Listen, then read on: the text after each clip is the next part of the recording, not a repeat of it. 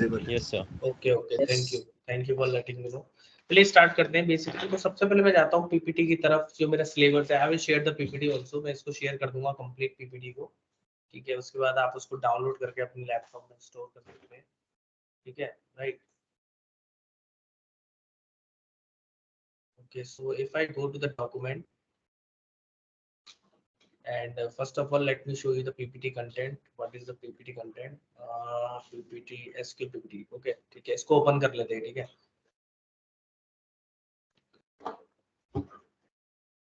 yes yeah. so this is the ppt।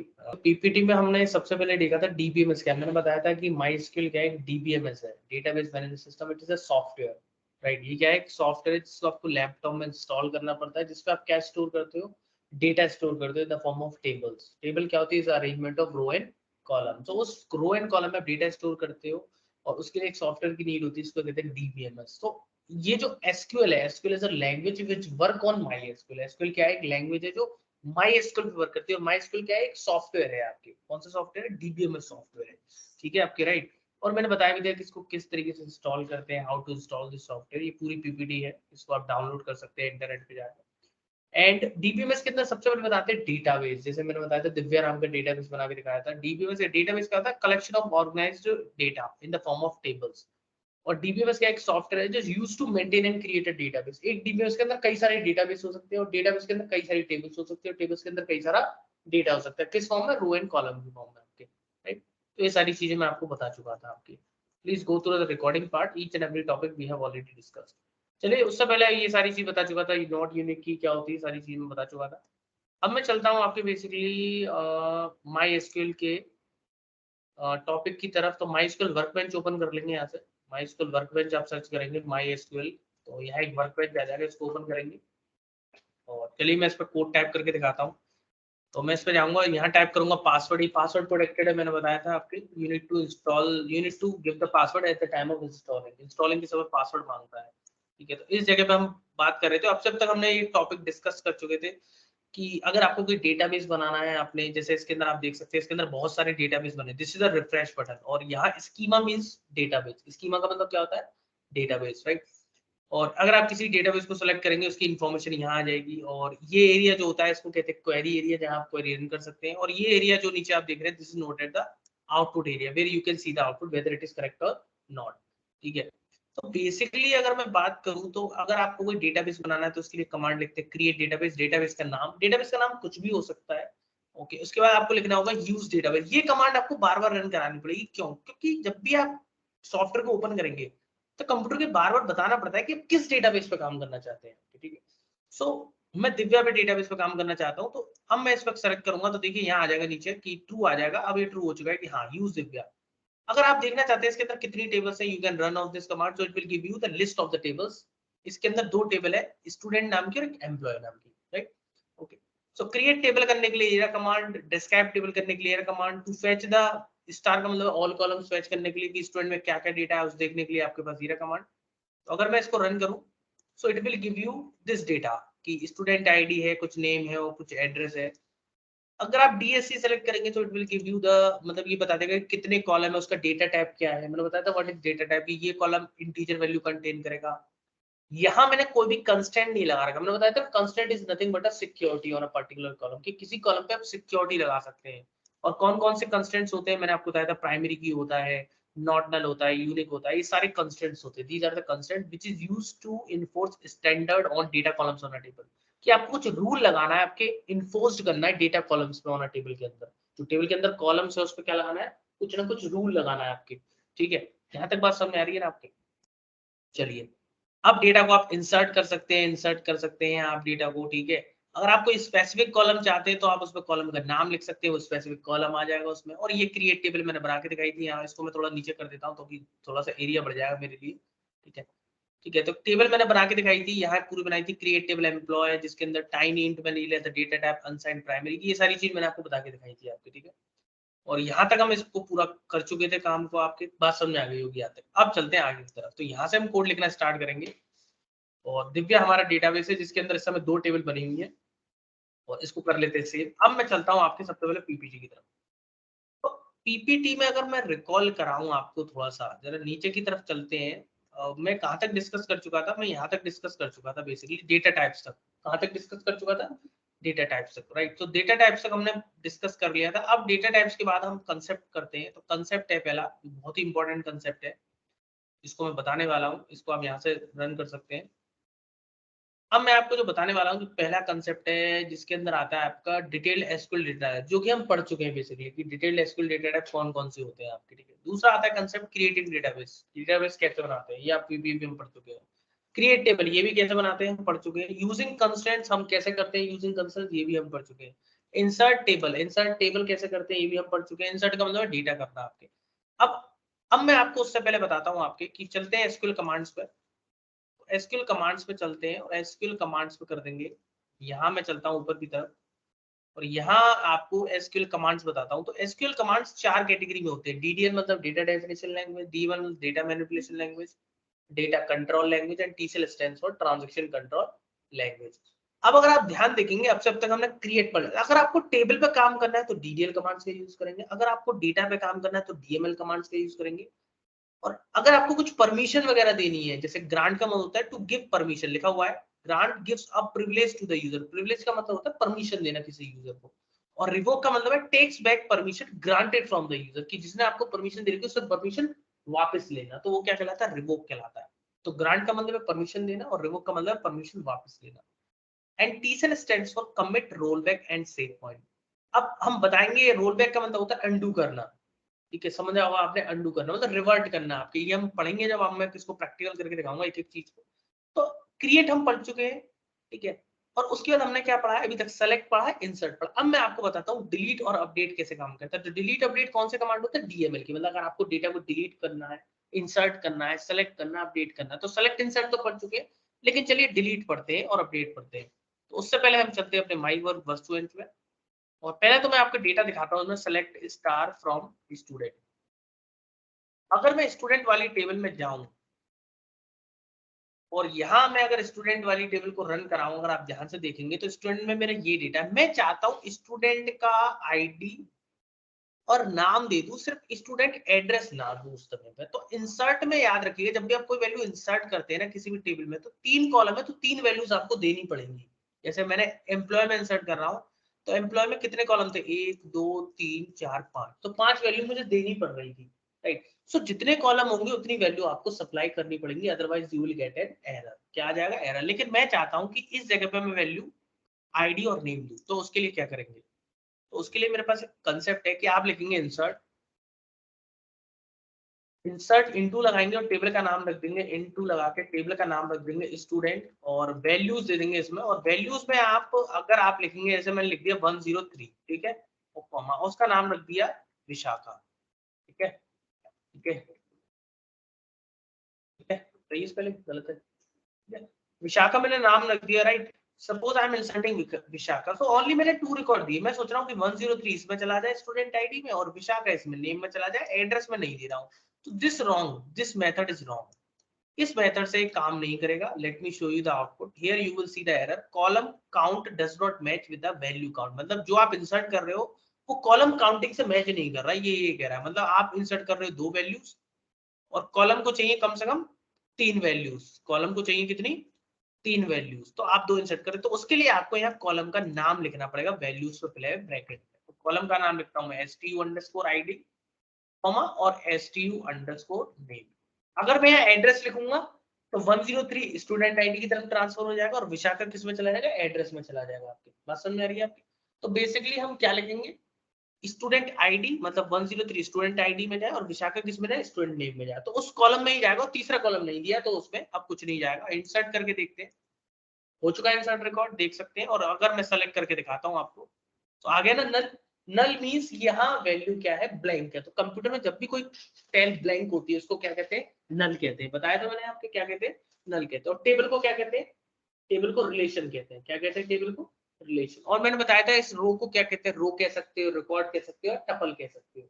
और column को क्या कहते हैं? फील्ड कहते हैं या एट्रीब्यूट कहते हैं। कॉलम को क्या कहते हैं? फील्ड कहते हैं या एट्रीब्यूट कहते हैं। ये सारी चीजें आप याद रखिएगा नोट करके। चलिए इंसर्ट हो गया। अब एक काम करते हैं, मैं चाहता हूं इसमें जो जो इसमें जो दीपक है दिल्ली से, वो डिलीट हो जाए, मैं चाहता हूँ उसको डिलीट करना चाहता हूँ, तो डिलीट कमांड कैसे यूज होगा बताइए? तो आपको लिखना होगा डिलीट, उसके बाद लगाएंगे फ्रॉम और उसके बाद लिखेंगे टेबल का नाम। तो किस टेबल से डिलीट करना चाहते हैं आप? स्टूडेंट टेबल से, तो स्टूडेंट लिखेंगे। अब अगर मैं इस कमांड को रन कर दूं यहाँ, तो क्या होगा? अगर मैं इतना सा कमांड रन कर दूं तो क्या होगा? कमेंट, कमेंट समझते हैं ना, मैं कमेंट की फॉर्म में लिख रहा हूँ यहाँ, कमेंट ये लिख रहा हूँ, ये ब्राउजर इसको रीड नहीं करेगा, तो इट विल डिलीट, मैं लिख देता हूँ it will delete all the data from the tables, all the data from the tables, all the data from the tables, ठीक है? It will delete all the data from the tables, कि क्या करेगा? पूरा का पूरा जो डेटा होगा टेबल्स में वो सारा का सारा डिलीट कर देगा। लेकिन मैं ऐसा नहीं करना चाहता, मुझे कुछ स्पेसिफिक डेटा डिलीट करना है। तो जब भी किसी भी टेबल में अगर आपको कोई स्पेसिफिक डेटा डिलीट करना हो, तो उसके लिए कंडीशन लगती है। क्या लगती है? कंडीशन लगेगी। नहीं लगेगी कंडीशन की? कौन सा डेटा आप, मैं कह रहा हूँ आपको डिलीट कर दो, तो आप क्वेश्चन नहीं पूछोगे सर कौन सा वाला डिलीट कर दो, ये तो बताओ। तो जब भी आपको मन में क्वेश्चन आए कौन सा वाला, कि कौन सा डेटा डिलीट करना है, क्या डिलीट करना है, कितना डिलीट करना है, तो उस केस में क्या लगती है? कंडीशन। और कंडीशन के लिए हम यूज करते हैं आपके एसक्यूएल में जिसका नाम होता है वेयर क्लॉज। वेयर क्लॉज, तो वेयर क्लॉज क्या करती है? CALUSE, वेयर क्लॉज क्या काम करती है?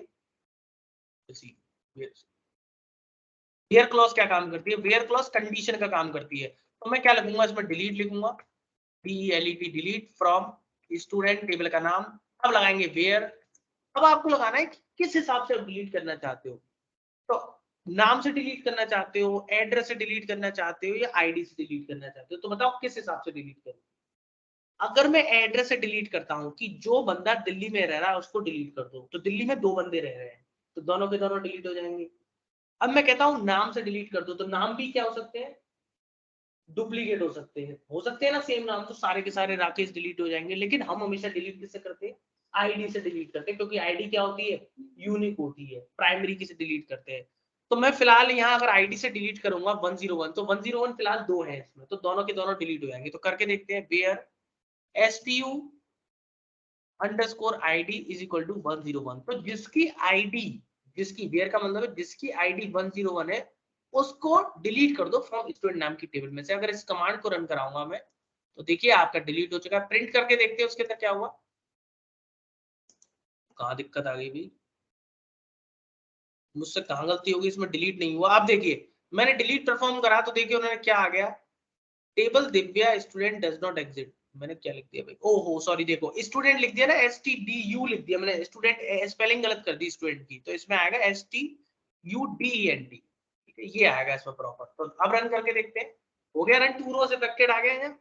अब एक काम करते हैं, नीचे आउटपुट देखते हैं क्या ये डिलीट हुआ कि नहीं हुआ।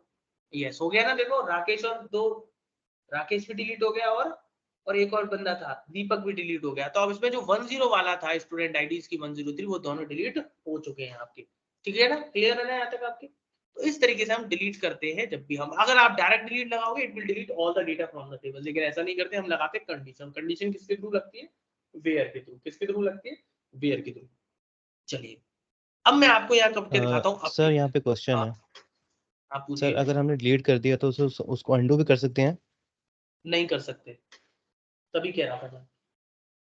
तो उसके अच्छा। लिए मालूम है, अंडू करने के लिए एक मैं आपको ये भी यहाँ जब आगे बताऊंगा, तो उसके लिए होता है रोल बैक। क्या होता है? Roll back. तो जब रोल बैक बताऊंगा ना, तब हम अंडू कर सकते हैं। क्या कर सकते हैं?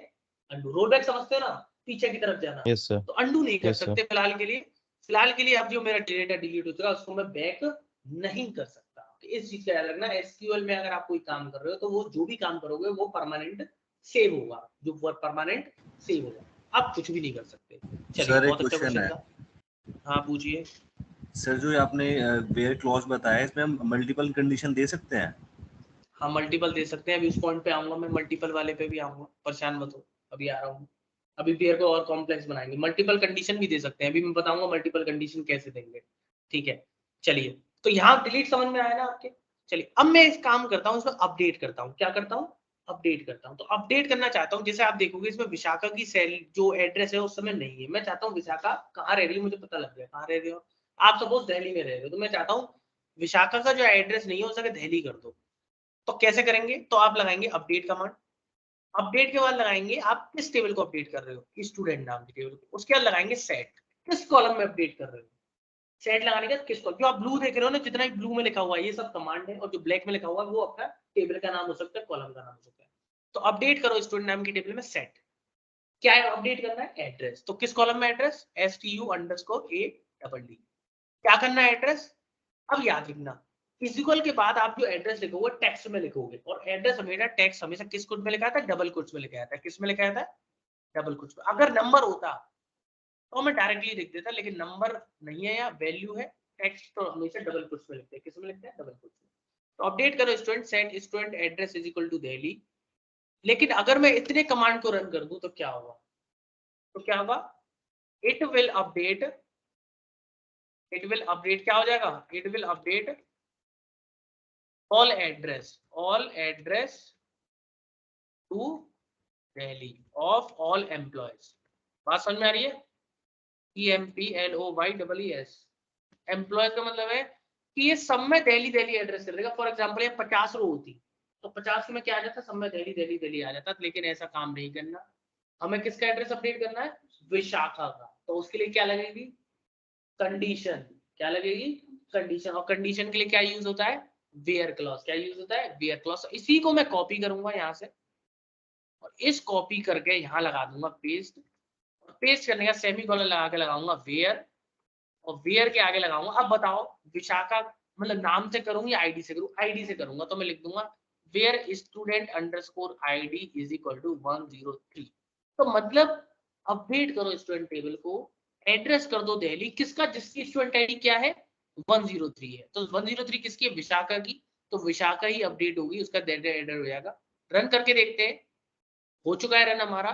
और जैसे ही सेलेक्ट स्टार फ्रॉम करेंगे, देखिए आपका आंसर आ चुका है, हो गया ना दिल्ली अपडेट। तो यहाँ दिल्ली अपडेट हो चुका है, अब परमानेंटली सेव हो चुके हैं। लेकिन एसक्यूएल में कभी भी आपके अपडेट और डिलीट, माई एसक्यूएल मतलब जो सॉफ्टवेयर पे हम काम कर रहे हैं, इस पर डिलीट और अपडेट काम नहीं करता। इसको आपको इनेबल करना होता है, सिक्योरिटी रीजंस के कारण ये काम नहीं करता। आप इनेबल कैसे करेंगे, उसके लिए मैं बता देता हूँ। इसमें मैं लिख देता हूँ how to enable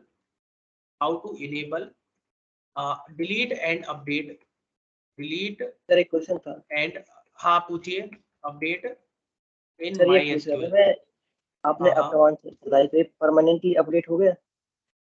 permanently update हो गया। अगर मैं इसको 10 दिन बाद भी देखूंगा तो परमानेंटली अपडेट मिलेगा मुझे, ठीक है। 50 हमको दिन एक बाद भी देखूंगा तो यही डेटा मिलेगा। हाँ, कमिट कमिट कमांड नहीं चलानी पड़ती। नहीं कमिट कमांड नहीं चलाती, बट नहीं ऑटोमेटिक सेव हो जाता सारा डेटा, ठीक है। क्लियर है, कमिट कमांड चलती है नेटवर्क पे काम कर रहे होते हैं आप, ठीक है। यहाँ हम सिर्फ अभी कंसोल पे काम कर रहे हैं अपने लैपटॉप में, तो यहाँ कमिट की जरूरत नहीं पड़ती, ठीक है। चलिए बहुत अच्छा क्वेश्चन पूछा। अब मैं आपको बता रहा हूँ how to enable delete and update in my SQL, कि इसको इनेबल कैसे करेंगे। ये फीचर आपका डिसेबल रहता है बाय डिफॉल्ट, तो उसके लिए आपको जाना पड़ेगा। मैं आपको बताता हूँ, एडिट पे जाएंगे और यहाँ मिलेगा एक प्रेफरेंसेस, तो मैं लिख देता हूँ एडिट प्रेफरेंसेस। तो कहाँ जाएंगे, एडिट पे, मैं लिख देता हूँ यहाँ एडिट पे जाएंगे, और एरो उसके बाद किस पे जाएंगे, प्रेफरेंसेस, ठीक है। प्रेफरेंसेस पे जाएंगे, चले गए एडिट पे, प्रेफरेंसेस पे। और उसके बाद एक ऑप्शन होता है एसक्यूएल एडिटर। कौन सा ऑप्शन होता है, एसक्यूएल एडिटर। तो एसक्यूएल एडिटर पे जाएंगे, तो मैं यहाँ लिख देता हूँ एसक्यूएल एडिटर, यहाँ लिख देता हूँ एसक्यूएल एडिटर, लिख दूं एसक्यूएल एडिटर। तो उसके बाद जाएंगे एसक्यूएल एडिटर, एडिटर पे चले गए। उसके बाद आपको क्या करना है, एडिट पे जाना है, प्रेफरेंसेस पे जाना है, उसके बाद जाना है एसक्यूएल एडिटर पे। और यहाँ लास्ट में एक ऑप्शन होता है, देखिए मैं लास्ट में ऑप्शन दिखाता हूँ। लास्ट में ऑप्शन होता है save update, reject update and delete with. इस पे आपको अनचेक करना है, क्या करना है, अनचेक। तो ये इस पर टिक लग रहा होगा बाय डिफॉल्ट, तो इसको आप अनटिक कर देंगे। इसको मैं कॉपी कर लेता हूँ, इसको क्या कर देंगे, देखो अनटिक कर देंगे, क्या कर देंगे, अनटिक। और इसको कर देंगे ओके। सेफ अपडेट पे अनटिक कर देंगे, क्या कर देंगे, सेफ अपडेट पे अपडेट अनचेक कर देंगे, एंड देन ओके। उसके बाद आपको क्या करना है, उसके बाद जो सेकंड स्टेप है, ये तो हो गया पहला स्टेप, ठीक है। सेकंड स्टेप क्या हो जाएगा, सेकंड स्टेप हो जाएगा आपका, मैं सेकंड स्टेप भी लिख देता हूं क्योंकि आपको फिर दिक्कत पड़ेगी। सेकंड स्टेप हो जाएगा, आप क्वेरी में जाएंगे और यहाँ एक ऑप्शन होता है रिकनेक्ट टू द सर्वर। किसका ऑप्शन होता है, रिकनेक्ट टू द सर्वर। तो क्वेरी में जाएंगे, रिकनेक्ट टू द सर्वर कर लेंगे, तो मतलब स्टार्ट हो जाएगा दोबारा से। ये रीस्टार्ट का ऑप्शन है, क्वेरी पे जाएंगे और उसके बाद क्या है, reconnect to the server, reconnect to the server, ठीक है ना। क्लियर है यहाँ तक। उसके बाद आपका ये जो अपडेट ऑप्शन है वो काम करने लग जाएगा। क्लियर है ना आपके, ठीक है ना, आपके पास समझ में आ रही है। चलिए, तो अपडेट हो गया, डिलीट हो गया आपके, ठीक है, अपडेट हो गया, डिलीट हो गया आपके। अब नीचे की तरफ चलते हैं, आपके अपडेट इंसर्ट हो गया, सेलेक्ट हो गया, अपडेट हो गया, डिलीट हो गया आपके, ठीक है। अब मैं आपको बताता हूँ इसमें सेलेक्ट के साथ भी हम कंडीशन का यूज करते हैं। आप डिलीट के साथ भी कंडीशन यूज करोगे, अपडेट के साथ भी यूज करोगे, सेलेक्ट के साथ भी हम कंडीशन का यूज करते हैं, लेकिन इंसर्ट के साथ हम कभी भी कंडीशन का यूज नहीं करते। क्यों नहीं करते? अब कुछ डेटा इंसर्ट कर रहे हो तो उसमें तो कोई कंडीशन ही नहीं है ना, ठीक है। तो अपडेट कर रहे हो, कौन सा अपडेट कर रहे हो, डिलीट कर रहे हो, कौन सा डिलीट कर रहे हो, सेलेक्ट कर रहे हो, क्या सेलेक्ट कर रहे हो, तो उसमें भी कंडीशन यूज होती है। तो मेरे पास ये डेटा है, मैं दूसरी टेबल ले रहा हूँ, उसमें select SELECT select star from, और यहाँ ले लेता हूँ मैं एम्प्लॉय नाम का डेटा, ठीक है। इसको कर लेता हूँ एग्जिट। यहाँ आप देखोगे अगर मैं एम्प्लॉय पे क्लिक करूंगा, यहाँ मिल जाएगा, देखो यूनिक की लगी हुई है ना, प्राइमरी की लगी हुई है। प्राइमरी क्या होता है कि वो कॉलम एक तो यूनिक होना चाहिए और मैंडेटरी होना चाहिए, मतलब फिल भी करना चाहिए आपके, ठीक है। दूसरा कि जेंडर में मेल और फीमेल के अलावा कोई वैल्यू नहीं दे सकते। तीसरा फोन नंबर क्या होना चाहिए, सिर्फ यूनिक होना चाहिए, लेकिन मैंडेटरी नहीं है, इसको आप ब्लैंक भी छोड़ सकते हो आपके, ठीक है। तो अब क्वेश्चन आपके पास ये कुछ डेटा है आपके, जिसके अंदर एम्प्लॉय आईडी है, नेम है, जेंडर है, मेल मतलब सैलरी है, उनका फोन नंबर है आपके, ठीक है। अब मैं क्या चाहता हूं, मैं चाहता हूं सिर्फ जिनका जेंडर मेल है उन्हीं का डेटा मेरे को दिखाओ। क्या दिखाओ? जिनका जेंडर मेल है उसी का डेटा दिखाओ, तो उन्हीं का रिकॉर्ड दिखाओ। टू शो, मैं लिख देता हूं उसमें, to show the record of male gender only, male DN gender only. तो कैसे, क्या लिखेंगे कमांड बताइए? सेलेक्ट स्टार फ्रॉम, टेबल का नाम क्या है? एम्प्लॉय हियर, where gender अब equals जेंडर to है तो जेंडर इज इक्वल टू, अब इसमें मेल तो लिखा नहीं जाएगा क्योंकि इसके अंदर M है, तो M लिखेंगे सिर्फ केवल। और जेंडर की स्पेलिंग याद रखना, कॉलम के ये याद रखना, एम्प्लॉय ना टेबल का नाम है और ये जेंडर कॉलम का नाम है, तो जेंडर स्मॉल है कॉलम में, तो आप जेंडर कॉलम का नाम लिख रहे हो, और मेल उसके अंदर वैल्यू सर्च होगी, ये कैपिटल में सर्च होगी, याद रखना। अगर मैं इसमें स्मॉल में लिख दूं M, तो देखना आंसर क्या आएगा। तो आंसर इस समय कुछ नहीं आएगा। आंसर दे दिया वैसे इसने केस सेंसिटिव में, लेकिन देता नहीं। अगर मैं इसमें देखो जेंडर की स्पेलिंग गलत कर दूं यहाँ कहीं, तो देखो आंसर आ जाएगा यहाँ एरर। आगे एरर नहीं आया ना, तो इतना याद रखिएगा, कॉलम नेम और उसके अंदर जो वैल्यू होना चाहिए वो सेम होना चाहिए। तो इसको रन करके देखते हैं। रन करके तो जेंडर मेल ही मेल आ रहा है आपके, क्लियर है ना। तो इसी को कहते हैं कंडीशन। क्या कहते हैं? कंडीशन। अब मैं चाहता हूं इसी में थोड़ा सा फिल्टर करता हूँ कि इसी में एक और कंडीशन लगाता हूँ कि जिनका जेंडर मेल है, तो मेल तो 3 है, लेकिन उनकी सैलरी क्या होनी चाहिए? 10,000 से नीचे होनी चाहिए। मतलब दो कंडीशन लग गई इसमें कि जेंडर मेल होना चाहिए और सैलरी कितनी होनी चाहिए? 10,000 से नीचे। तो बताओ इन चारों में से, सबसे पहले तो मैं आपको डेटा दिखाता हूँ। इसमें डेटा ये पूरा था, डेटा भी चेंज नहीं हुआ है, डेटा हमारा वही है। तो मेल कितने? 3, लेकिन इन तीनों मेलों में से सैलरी देखो 10,000 से किसकी नीचे? दीपक की नीचे। तो सिर्फ एक ही रो आनी चाहिए ना। तो उसके लिए क्या करेंगे बताओ? उसके लिए यहां मैं लिख देता हूं, उसके लिए आपको लगाना पड़ेगा एंड। एंड का मतलब है एक से ज्यादा कंडीशन को जोड़ने के लिए। तो पहली कंडीशन होगी जिसका जेंडर मेल होना चाहिए। दूसरी कंडीशन क्या है कि सैलरी क्या होनी चाहिए? तो सैलरी क्या होनी चाहिए? 10,000 से कम होनी चाहिए। तो लेस देन लगता है और 10,000 लगा देंगे यहाँ, और यहाँ आ जाएगा सेमीकोलन। और ये लेस देन और इक्वल जो होते हैं ऑपरेटर्स होते हैं। क्या होते हैं? ऑपरेटर्स होते हैं। क्या होते हैं? ऑपरेटर। मैं भी बताऊंगा कौन कौन से ऑपरेटर होते हैं। तो इसको रन कराएंगे तो आंसर देखिए एक आएगा। आ गया दीपक? फिल्टर हो गया ना, डबल फिल्टर हो गया। ये था, देखो मैं तीनों को अगर रन करा के दिखाता हूं, तो देखो तीनों को सेलेक्ट करेंगे, इस पर क्लिक करेंगे, 3 रन होंगे, आपको 3 आउटपुट देखेंगे। ये डेटा था आपका, इसमें से मेल निकाले तो मेल के 3 आ गए, लेकिन मेल के अलावा भी मैंने क्या कहा, सैलरी 10,000 से कम होनी चाहिए। तो एक दीपक ही ऐसा है जो मेल है और उसकी सैलरी क्या है? 10,000 से कम, ठीक है। एक और कंडीशन लगानी है, तो फिर क्या करोगे? फिर से एंड लगा देना। तो ये क्या होगा? M सर्च होगा जेंडर वाले कॉलम में और 10,000 सर्च होगा सैलरी वाले कॉलम में, और उसका आंसर दे देगा, ठीक है। एंड लगाना पड़ेगा। एंड तब होता है जब दोनों कंडीशन आपकी ट्रू होनी चाहिए, कि मेल भी होना चाहिए और साथ ही साथ क्या होना चाहिए? सैलरी उसकी 10,000 से नीचे भी होनी। अगर ये दोनों सेटिस्फाई होंगी कंडीशन, तभी आंसर आएगा। एंड लगा सकते हो आप उसमें, तीसरा ऐड करना, लेकिन तीनों सेटिस्फाई होनी चाहिए। अगर एक भी कोई अनसेटिस्फाई हुई तो आंसर नहीं आएगा। मैं उसकी बताऊंगा अभी। अब मैं आपको बताता हूँ इसके अंदर कई सारे ऑपरेटर होते हैं। जैसे इस ऑपरेटर को कहते हैं कंपैरिजन ऑपरेटर। क्या कहते हैं? मैं आपको लिख रहा हूँ, रिलेशन ऑपरेटर लिख देता हूँ। चलो सुना होगा सर एक आपने, क्वेश्चन पूछ रिलेशनल। आप पूछिए, क्वेश्चन क्या था? सर, ये पूछा था मैं, रिलेशनल सिलेक्ट कमांड को इंसर्ट के अंदर लिख सकते हैं? नहीं लिख सकते। सेलेक्ट कमांड को इंसर्ट के अंदर हाँ लिख सकते हो, क्यों नहीं लिख सकते? वो अभी हाई लेवल का टॉपिक है, वो अभी मैं आया नहीं हूँ उस टॉपिक पर। Relational, REL, relational operator, PERATOR सब कुछ लिख सकते हो। अभी तो बहुत हाई लेवल का चल रहा है, बहुत बेसिक चल रहे हैं, बेसिक है सब कुछ, बेसिक चल रहा है, अभी कुछ भी हाई लेवल का नहीं बताया। रिलेशन ऑपरेटर कौन कौन से होते हैं, इसको हम कंपैरिजन भी कहते हैं। क्या कहते हैं? Comparison operator. क्या कहते हैं? Comparison operator. तो कंपैरिजन ऑपरेटर कौन कौन से होते हैं? लेस देन होता है, ग्रेटर देन होता है, लेस देन इक्वल टू होता है, ग्रेटर देन इक्वल टू होता है, और इक्वल होता है, और एक और होता है आपके नॉट इक्वल। कौन सा होता है? Not equal. नॉट इक्वल को देखो ऐसे लिखते हैं, या फिर एक और होता है, ये भी नॉट इक्वल का साइन है, दोनों ही नॉट इक्वल के साइन। मैं लिख देता हूँ नॉट इक्वल, EQUL। क्या काम करेंगे अभी समझते हैं, देखो एक एक करके बता रहा हूँ। तो अब मैं चाहता हूँ, मैं पहले तो डेटा प्रिंट कर लेता हूँ। सेलेक्ट स्टार फ्रॉम एम्प्लॉय, सारा का सारा डेटा मेरे सामने दे देगा, ठीक है। रन करते हैं, आगे डेटा सारा का सारा। अब मैं चाहता हूँ जिसकी सैलरी सिर्फ 5,000 है वो आए, सिर्फ 5,000 वाला। तो क्या लगाएंगे? सेलेक्ट स्टार, सॉरी,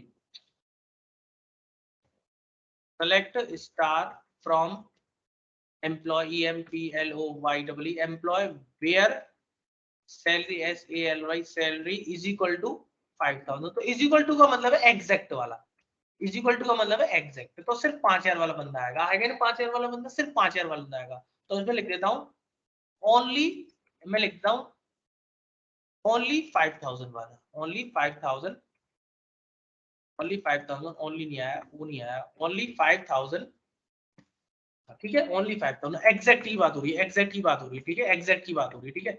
अब मैं चाहता हूँ इसी को कॉपी करता हूँ, मैं इसको कॉपी करके कर लेता हूँ पेस्ट। अब अगर मैं यहाँ लेस देन लगा दूं या ग्रेटर देन लगा दूं, तो 5,000 से ऊपर वाला बंदा आएगा। क्या आएगा?